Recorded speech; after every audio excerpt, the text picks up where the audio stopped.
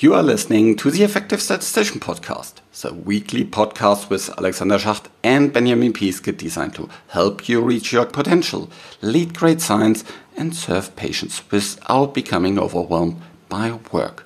Today I'm talking with Beth Manning, a really nice colleague that has an awesome knowledge about change management. And change management is something that we do all the time when we introduce new ideas, want to, change a process, want to, anything that we do in terms of innovation, all that has to do with change management. So stay tuned for this really nice episode. I first come across change management quite some time ago, and there I was predominantly thinking about it as something that is important, for people higher up in the organizations that lead these really big transformational projects. But the more I learned about it, the more I thought that this is something that we are doing all the time. Whether it is something that is about changing the design of a study, or whether it's introducing a new process, or anything that has to do with change, little or small, will need some of this change management. And Beth is really knowledgeable, so stay tuned for this really nice discussion with her. I'm producing this podcast in association with PSI, a community dedicated to leading and promoting the use of statistics within the healthcare industry for the benefit of patients.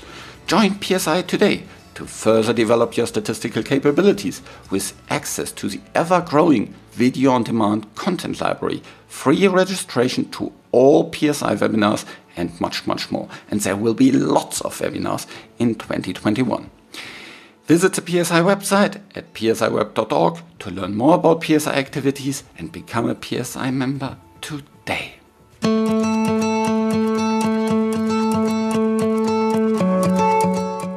Welcome to another episode of The Effective Statistician. And today we are talking about an interesting topic, which is something that first I never thought about would be interesting for statisticians. But then I encountered it's something that I need to dive into quite frequently, because whenever there's something to change, a new process to be rolled out, or a new design to be introduced, or anything that we want to change, it's about change management.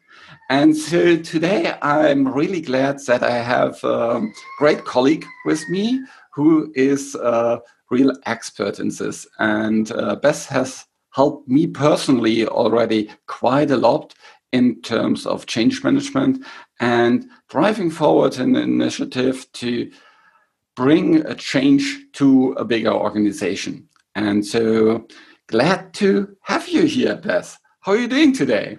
Thanks, Alexander. No, I'm thrilled to be here. I'm good. Okay. So when did you first got in touch with change?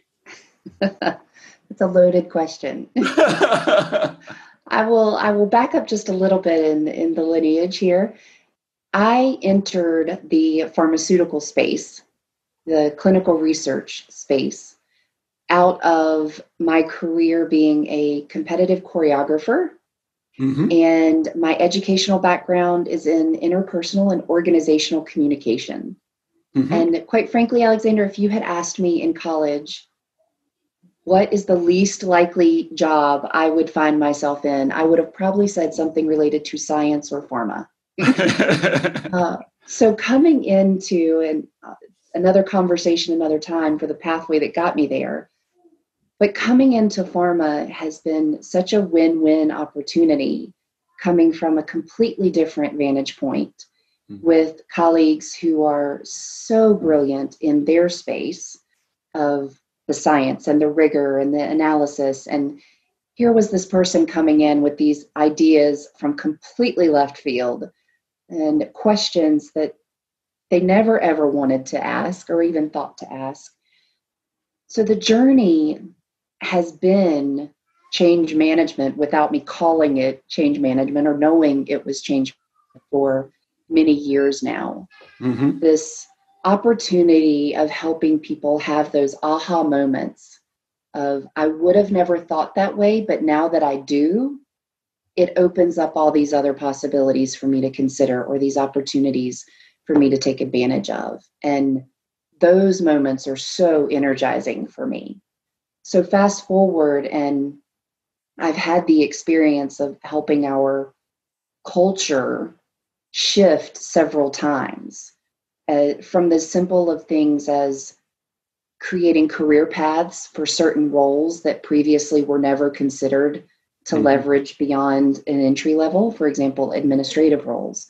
We now have program coordinators and team coordinators that were never there. And from that point forward, bigger, more strategic things like data sharing and patient engagement, these things that were buzzwords. At their early infancy, I had the opportunity to make them real within our organization and to help our company shift in those ways to see the real value. And the mindset and the behaviors that come along with that journey are so powerful. And they have additive effect, right? Each time you've grown, then the next time you grow even more, and the next time you grow even more. So now I'm in the role of leading the change management. This time there's actually a name to it around our digital business transformation. And I reflect back, it's the same type of process. And now I'm learning even more what the rigor of specifically deploying change management activities and a change management strategy, how to articulate that more with a methodology behind it, which of course our scientist community really appreciates.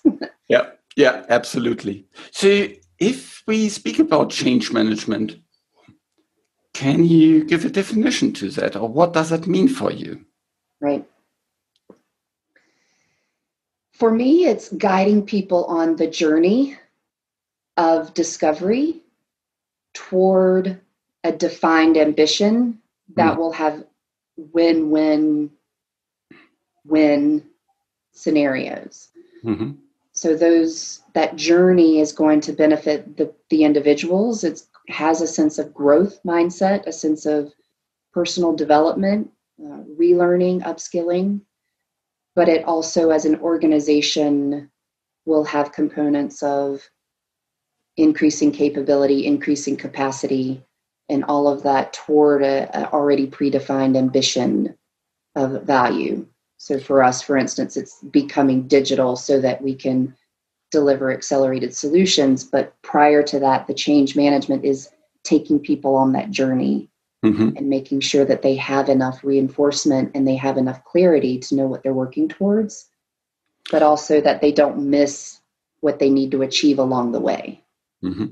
So it's really taking people with you and making sure everybody kind of understands where the journey is. Everybody understands why these things need to happen. Everybody understands what their role in the change is. And I would take it one step further. It's not just to understand, but to be compelled. Okay. You don't want people to just be aware and to intellectually understand. You want people to truly generate a sense of desire for that journey and that ambition. You mentioned growth mindset. So that is, I think, the opposite of having a fixed mindset. So what does that mean for you? Growth mindset is really that curiosity, that beginning point with a curiosity. And it's a balance of confidence and humility. It's full confidence in the expertise you have so far and humility in the continued learning that you are open to. So how do you bring your expertise and then build on it with additional learning and accepting that may be relearning something or unlearning something based on new information. So it basically has the assumptions that you can grow outside of your role, that you can learn something new, that you can achieve more than what you were thinking before. I would say that and growth inside your role. I mean, it still requires a growth mindset. If you're already an expert, for instance, a statistician, you can decide, okay, I'm an expert statistician and I'm as good as I'm going to get at that. Or you can decide I can be better at that every day. And that's still growth within your role, but that still requires a growth mindset. It could be, how do I coach other people? It could be, how do I learn from other people that I haven't, non-traditional peers or non-traditional experts, and how do I incorporate that into being a statistician? But it can also mean, how do I step outside my role? How do I contribute to a conversation that they may not have been asking for a statistician, but how do I raise my hand and say, I know I could bring something to that space? You can be both the recipient and the stimulus, and seeing those opportunities. Yeah, I think that is that's very true to statistician. I think there's a lot of focus on the methodological skills, but if you think a little bit further, you can see that these methodologically minded people have also a lot of opportunity to drive change by acquiring other skills in terms of, for example, better communication, better presentation skills. For sure. So that people better understand what do the analysis actually do with the data? What is the real conclusions? Where are the strengths and the limitations of this study design versus another study design? Right. And so I think this is where, again, kind of also the change always comes back to. Yeah, it's kind of, change, we have talked now a little bit about it, is sometimes on a really big scale, kind of, you want to drive the cultural change of a complete organization from being more digital minded, and or you have maybe a very small change, like having a new process or a new career path or things like that. Yeah. Although I think the career path is not small, but no, but it can happen in small conversations. I'll give you a great example. There are two moments that I've had with. There are many moments I've had with great statisticians, but there's two that pop into my mind that I wanted to speak to you about. One is a particular statistician that had all these ideas and knew that he could make things better, but he didn't speak up outside of his function. He was so used to the statistician being in the role where I'd tell my manager and my manager makes that decision, and that box, he stayed within the box. And when I was on a team with him, I challenged the whole team and said, take constraints completely off the table, feasibility, money, all of that. What would your craziest idea be? And it gave him the freedom to throw out some of these ideas. And one of those actually turned into one of the most transformative solutions to gaining time with our submission work. And that makes a huge difference. Getting drugs to patients faster, that's a big thing, but it was a small conversation that enabled him to speak up, to raise his hand, to share that crazy idea. Yeah. The other conversation with the statistician was in a taxi cab. We were on the way to a meeting together and we were just talking, chatting. I was doing a job rotation. I've been in clinical for 20 years. I decided to take a job rotation in the commercial side in a group that I've never worked with. And just talking with him through, how did you come up with that? Why? Who did you even ask? He would say, how did you even end up being able to do that? In that 30-minute conversation, he started thinking, well, what if I could do X, Y, or Z? And he started thinking of other roles that he would like to shadow to make himself better as a statistician and to make his role as a statistician on the team more impactful. If I could only understand how they make decisions, I could help them inform those decisions better. And so then he reached out and asked about a job rotation. So that's really that growth mindset of how do you take the barriers down for yourself. And I think there's huge potential in the statisticians. I I'm a big fan with how much they can transform if they can find those, like you said, those tactics of how do you communicate all the genius in your head? How do you get that out so that the people can have those aha moments and make different decisions? So it's really interesting, you have as your job to drive change. Yeah, so that is it's a full-time job. And you may wonder why does it need a person, to only do this? What's so hard about change? We are inherently wired to resist change. We're inherently drawn to consistency, to routine, to what works, what we know works, and repeat, right? Fail and abort. You don't go down that path anymore. You stick with what works. It's also, it takes time. And we are in a world where everything is so accelerated that the time to even reflect on what's happening around you or what is possible, what could be different. It's hard for people to find the energy and the time on the clock, but also the energy to explore and putting some intention behind it by having something called change management and having roles and objectives in that space, I think helps to carve out the intention so that people can feel like, okay, this is important, this is a priority. But we are very much in particular, maybe for statisticians, in particular in very academic type of settings, I constantly hear, well, you should just tell people and then they should just do it. Like that's the process. So it's funny to bring in the human component with the academic community.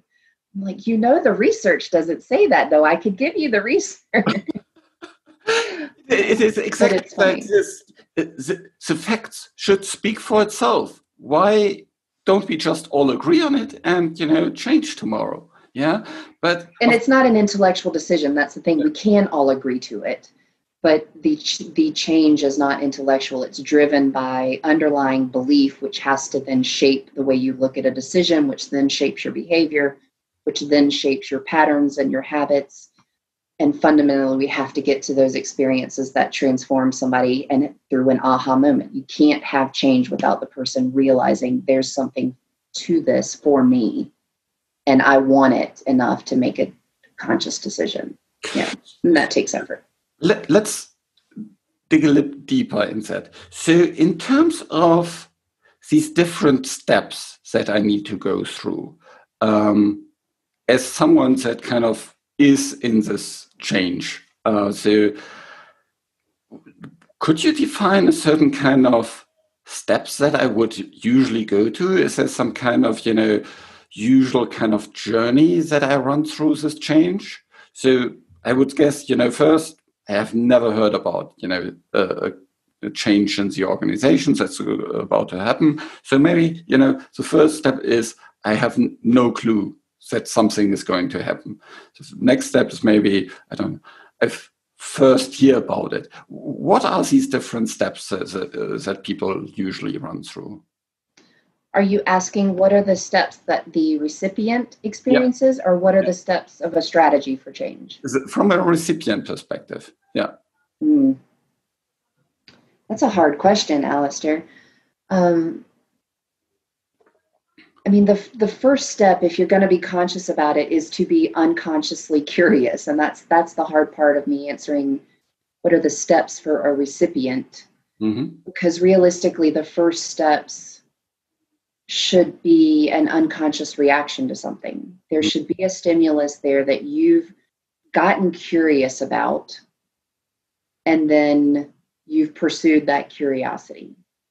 So there's a new change that you heard about and you're curious. Ooh, I wonder if that's going to impact my job, or, ooh, that sounds exciting. How could I wonder if there's a way I could get involved with that. There could be a positive or a concerning reaction. And then you would pursue more information to then intellectually learn Mm-hmm. What about this is piquing my curiosity? What about this do I need to learn more about? And then you would take some kind of action, in a directed action to getting more knowledge in that direction. From the strategy side, our first step is then obviously to design something, an experience that would pique interest, would pique curiosity. One of the things that I've learned through this last effort of focus on change management is we've typically gone through as selling to people, right? Mm-hmm. I need to sell you my solution, and I'm going to convince you that it's so great. Yeah. You want to jump on board and we're all in there kumbaya together. That's really how we've typically approached things. My most recent revelation is that that's not the right way to go about it. You really just need to get people curious. You don't want to think you're selling, because when you're selling something, you're shutting yourself down from being honest about the learning component of it, about the journey that's still to come. You're promising something that you may or may not truly deliver, whereas curiosity empowers the person to come on the journey with you. Selling something to you have two decisions, right? You can either buy it or not. Mm-hmm. If I'm selling.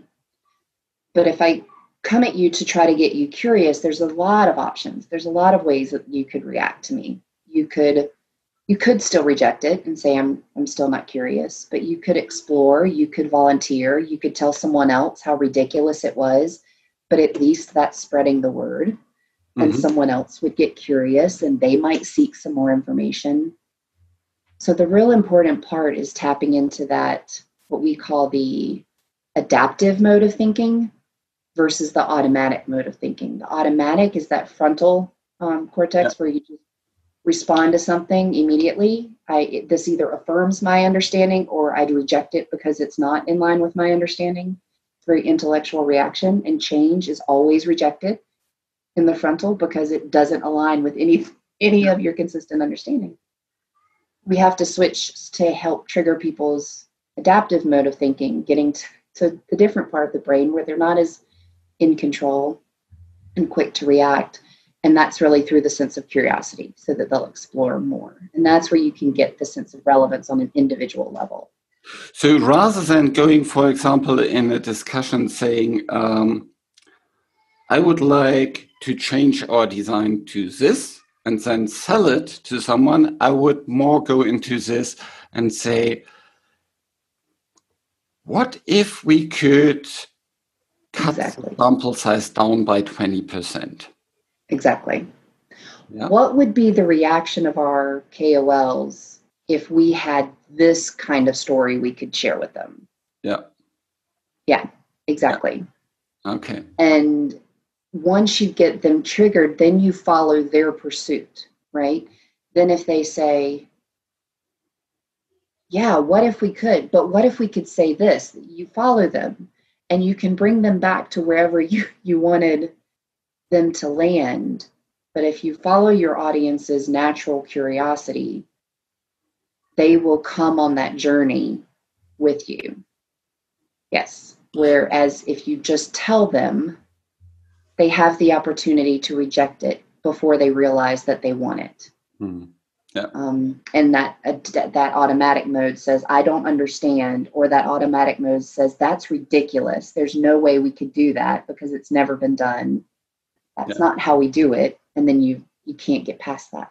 We have never done it that way. Yeah. I've gotten that answer a lot. It usually follows, but if you want to go try it, go ahead. And then I do. Reminds me of something that I saw yesterday is kind of what British people speak and what Germans understand. And so this is an interesting idea. That word interesting is used in every culture, and we are never saying the same thing. Yeah, but that's also really nice. If you go into this way, you basically incorporate the others in the solution. Yeah, yes. So it becomes not your idea that you sell to them. It becomes your collective idea and your collective process. Yeah. Yeah. They feel like they stumbled on it.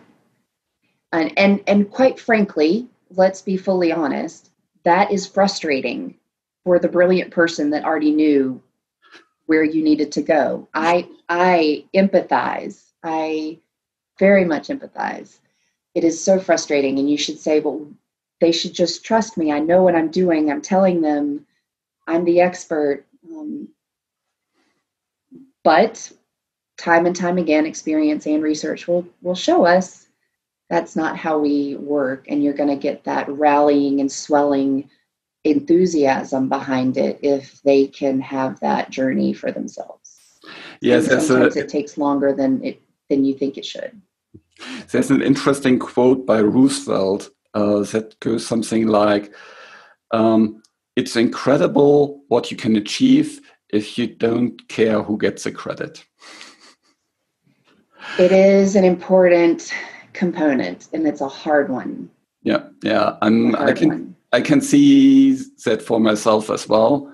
That you want to be credited for your idea and things like this, but well, in the end, especially kind of in these cross-functional teams, it's about coming up with a great idea for the team and getting the team along. And then, everybody in the team wins for their function. Yeah. So if you happen to be the statistician in a team that performs very well and comes up with great idea, that within your function, that again reflects on you. Yeah. So there's also opportunity. I encourage people two things. One, the recognition may come back just in a different form. So people, when they start to say, who do you want on our team? Your name will always be the statistician they want. They just don't know why they're saying it. Yeah. They may not be able to say it's because he figured out that one solution that time. They're just going to have a sense that you help them be better at what they need to be good at. Yeah. The other way to get the credit is to follow up and say, this was a really powerful experience. This is the journey we went on, and you can help it have some more attention to the intention that you put into it. Mm-hmm. I started with this question, then we had this conversation, and then we got to this, which is where I was trying to get us to. And it was really great that we rallied around that. And that can be in the right moment with the right people, of course. But there are still ways to pat yourself on the back, because that's also a way to help someone else grow. Mm-hmm. If they can learn from, oh, wow, that was powerful. If they can see that there was a process and design to that methodology or to that experience versus it just being haphazard or circumstantial, that's a growth opportunity for them and for you. Then you to all of a sudden turn into a coach and a mentor versus just the statistician. Yeah, absolutely.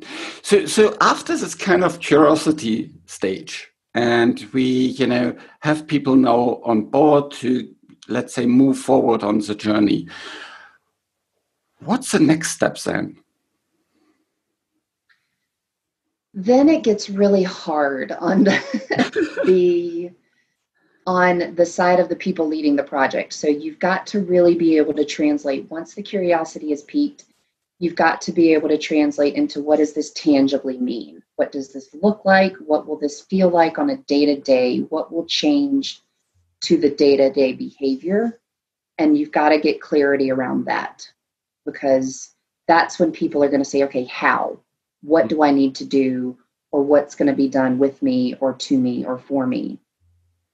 So getting really clear into how the change is going to impact and who the change is going to impact, what you need people to do. Mm-hmm. That's where you really want to clarify the ask. A tool that's really useful in that space. So once you get people curious, then come up with a metaphor or an analogy that people can relate to, mm-hmm. so that it helps them bridge from an experience they are familiar with into the experience that they are anticipating but don't yet know about. Right? So that's where metaphors and analogies are really useful, because they can say, oh, I get that. So now I see what you're talking about. I'll give you an example. there's a program that I'm working on that's going to leverage, the concept of standards, data standards, right? Yep. How if you have certain data standards, then you can use them in different ways. If you've got that predefined piece of data, you can use it in different ways that while it stays consistent, it can be leveraged. I found on LinkedIn, just as I was scrolling, this random furniture advertisement, but it was someone who had designed this piece of furniture that converted from a bench to a chair to a table it was the same piece of furniture that was modular, and it just converted into all these different positions and uses. I take this into the conversation with this community that's struggling with this concept of data standards and how are we going to do this differently, and say, imagine if this was your data and all the different pieces of furniture are all the different documents that you need to create with this piece of data. And then you see that, oh, that's how that's going to work. Yeah. It's not really spelling out the process. We still haven't told them the SOP or the user guide, but just getting them to get a sense for how is this going to work? And then how is that going to look different for me? That's the next step, is to create that piece where they can relate to what's coming. Oh, interesting. Interesting. And what's the next step then? Yeah. So once you relate to what's coming, then you really do need to get into the more intellectual component. Okay. The next step is where you really explain, okay, so this is how, let me break this down for you. This is the process. This is who's involved. This is the how, when, what type of explanation. All the kind of details come. Yeah. That we typically lead with and turn people off to, right? Our typical approach is we tell them what, then we tell them how, when. Eventually, if they're still listening to us, we circle back and tell them the exciting part of why and all of that. So yes, this totally pivots. Get them curious first, give them a way to relate to the value that's coming, then give them the more detailed explanation. It sounds a little bit also like Simon Sinek's Golden Circle, isn't it? It's kind very of much related. Yep. That start with the why thing, yes. Yep. The difference with that, yes, it starts with the why, but his doesn't address the adaptive and automatic response to things. So his doesn't address coming at it from an intellectual versus a stimulating point of view, but it very much is aligned with they need to be bought into the why first. So, we have, as statisticians, we have all kind of different things that we want to change. Yeah, it's very often that we want to propose a new idea or things like that. What are skills that statisticians should learn to become better in driving change? Yeah. I'm not going to say better in that I feel like I know enough statisticians to judge cumulatively, but skills that are really important are asking good questions so that you can appreciate really where is your audience in terms of their pain points and their ambitions, and then design around that, right? And by that, I don't mean only address what they tell you to address. I mean, position it as a way to address what they're saying are their pain points or ambitions. That is a very good point. I was recently in a coaching session with a couple of other statisticians, and we are trained as problem solvers. Yeah, and so present a problem, and we have the direct response if you get an answer. Yeah, so it's kind of so natural, that people provide an answer to a problem, and then not doing that, but asking a question is a real big change. So I think for people to understand that, people need to understand, okay, this is a habit that we have, and we need to break this habit. And there is if you have a habit, there is usually this cue and then craving and then response and reward. Right. And I think we need to, have a different craving after this cue of having a problem. And the craving should be, we need to be curious and understand more, rather than having the craving to be the hero that solves the problem. And so that is really something important for us more technically minded people that have been in consulting roles for very, very long time and are always asked for solutions. But then coming back with a question is feels first quite weird. But yes, that's a very good point. I would say that you can have both cravings, because you will be more of a superhero if you first understood what the real problem was versus solving the wrong problem. And how many statisticians, I mean, let's be real, how frustrating is it? They ask you for something, you go deliver all these tables, and then they come back and say, well, that didn't answer what I really wanted to know. So why don't you tell me what you really wanted to know? And then I could, right? So it's mutually beneficial here. It's also, my kids aren't going to be able to tell me exactly what they need. One would tell me he's really angry, but if I dug in, he might actually be sad or embarrassed, and that might be a completely different approach to responding. Yeah.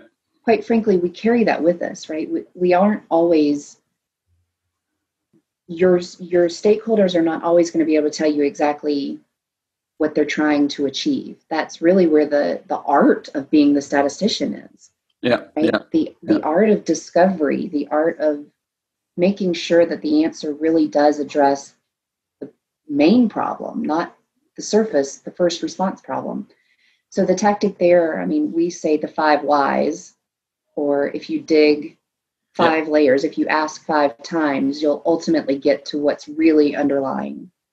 I'm not saying necessarily statisticians shouldn't take action until they've asked 5 questions, but the premise of make sure that you dig a little bit so that you really know, because that could also open you up creatively. If you found what the real problem is, then you could show your true brilliance and your true superhero versus your transactional delivery. Let's go from they ask you for a table, you deliver said table. That's very transactional. Let's go to they ask you for something, you help really clarify the problem that you're trying to address, then you truly solve for it. True superhero, true partner, opens up the field for what else you could do. And much less frustration, for sure. Hopefully, much less frustration, One minor additional behavior leads to much less frustration and more reward. Hopefully that would balance out. Very good. Do you have any references, any books, podcasts, whatsoever that you would recommend for people to learn about change? Do you have a kind of favorite book that you would recommend? Alexander, this is where I'm going to be the wrong person for you. I get most, and this is unique to me. I won't assume that it's for everyone. I get most of mine stimulus from just scrolling and exploring. I'll literally scroll LinkedIn for hours with people from all different spheres and just see how the different pieces stimulate me, how they fit together. I do get a lot from some of the research by the Deloittes, the BCGs. There's some nice, for the people that desire the data points, there's some really nice research just staying on top of the trends in those spaces, the human capital trends. They have nice reports. Me personally, though, I'm just usually more stimulated by the synergy of the various stimulus that I get in that way. And then I come back and kind of have it validated by those human trend reports. I see, okay, what I'm seeing now shows up in these reports, so I'm on point. But then there's different neuroscience, behavior science, that space for people that do want more of the the data points, I am really finding a lot more benefit from that angle of really looking at it from a behavior science, neuroscience standpoint. It seems to work, at least in the academic community, really well. Yeah, so behavioral science, it's psychology, and all the kind of consultancies. Of course, yeah, well, consultants are there to drive change usually, so they need to be really, really good at it. Yeah, that's and they all aren't. So if anyone is that's where being someone who asks good questions really comes in handy in fleshing things out. There are a lot of change management consultants. There was a wave in change management of really creating the rigor behind it, right? Several years ago, of really building up the methodology of it to make it feel robust. And ADCAR and ACA, there were all these frameworks put in place, but the flaw of them all is that they're linear. Mm-hmm. They all create this perception that if you start here and you go through these steps, then you'll end here, and then voila, it's done. And the reality is that that's not how it works. It's very human, and anything human is not linear. It's going to be iterative. It's going to be try, learn, come back, bring more people along with you, try again. So I think the change management space did a little bit of disservice to themselves in that regard. So now the top consultants and the top people in change management are undoing that a little bit, and it's more the artful way of asking the right questions and then putting a plan in place and then learning and bringing it forward. So if you are considering engaging in that consultant space, beware of your draw towards what feels like a nice rigorous process, because sometimes that doesn't always turn into people who can translate that into real human interaction and human behavior. Yeah. It needs to be kind of more kind of an agile process, that that you do 2 steps forwards and 1 step sideways, and you learn as you go, because there's always something new. If you're driving change, well, by the definition, lots of things will be new and unexpected, and so having something like a clearly defined 1-year plan probably not work. Yeah. It's good to know where you're trying to get to and to have a framework for what you want to try. And the key word there is try. And to have it not go that way doesn't mean it failed. It means you learned, which is actually what you're supposed to be doing. So it's a lot of switching just our own mindset, particularly in scientific communities or in expertise areas like statisticians, because you think this is how it's supposed to be. Mm. So opening yourself up to viewing that process to be different is hard, but it's necessary. And along those lines, I would also say it requires you to rethink the approach to your stakeholders. So, for example, we are organized very functionally, usually, right? Statisticians are all in one group. The clinical people are all in one group, blah, blah, blah. And so we think, okay, our strategy is going to be, I'm going to go to this team of people because that's how we're organized. I'm going to go to this team and engage them this way. I'm going to talk to this team and engage them that way. In reality, from change management, you may need to group people completely differently. You may need to find, where are I've been in industry less than 5 years people. Mm-hmm. That may be your target group you need to engage. It may be the people who like to socialize together. And that's how you need to define a group. So you really have to kind of take away the parameters that you're used to understanding people and connecting people and think, how are they going to receive this message? Who's already on board? How do I leverage those people? And that may be much more informal grouping than what your organization reflects. Especially from a statistician who's trying to get people to think differently or approach something differently, you're going to have to find the influencers, right? Who could I connect to? And then they could bring the rest of the group on board versus you convincing the whole group. Yes, I think that is that's a really good tactic to kind of first convince someone that likely will come on board, rather than trying to convince a whole group at once. So I think I called another, podcast episode or LinkedIn post "Divide et Impera." So divide and conquer. So you first take those ones that will most likely be on your side, and then you grow from there, rather than trying to agree everybody or convince everybody at the same time. We call that viral change is the strategy for it. So it's that, a fire started here, a fire started there, a little fire, somebody dropped a cigarette. That's how these wildfires start, right? Nobody goes through and says, I'm going to torch all of California. They start in little pockets. So the positive version of that is viral change, of how do you have 5 different small conversations with people that have big voices or people that have broad networks, and let them spread for you, and then create a pull where somebody comes to you and says, hey, I heard about this from so-and-so, tell me more. That's the best scenario.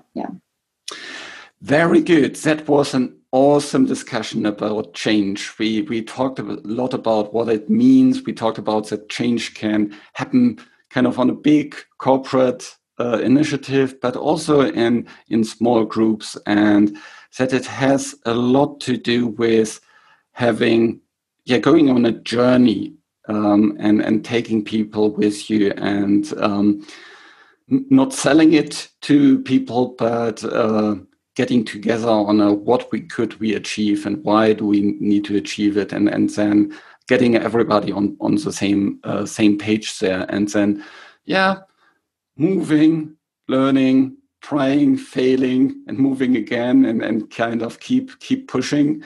And so that was really, really nice, and with lots of very good examples that I think we can all relate to, with the kind of, you get a question and you directly jump to the conclusion, and just to find out that now you have produced 100 tables for nothing.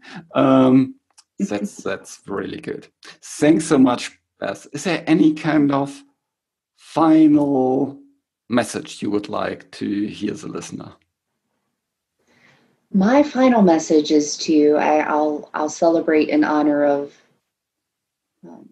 RBG's passing recently in the US, the speak up even if your voice shakes quote. I really encourage, the statisticians, they've got amazing ideas and know where we could go with things. So speak up and give people the grace and patience to walk them through your thought process, help them see the questions that you think you could answer and what the benefit would be to answering those questions. But definitely speak up and think outside of the natural barriers that happen in our institutions or organizations, or even the nature of the job, because it really is a powerful contributor to almost every story that an organization needs to tell. So definitely be willing to grow as you're doing with the podcast, take that first step, but then also take the second step of speaking up and getting people to come with you. It'll be a win-win if you really look at it that way. It's not all on your shoulders, but you have a valuable contribution to whatever the group can achieve. Thanks so much. Thank you. This show was created in association with PSI. Thanks to Rain, who helps with the show in the background, and thank you for listening.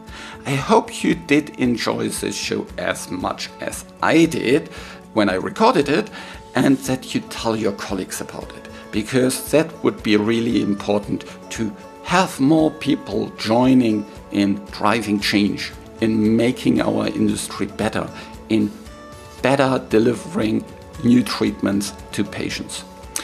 Please visit effectivestatistician.com, where you will find the show notes and learn more about this podcast to boost your career in the health sector. Reach your potential, lead great science, and serve patients. Just be an effective statistician.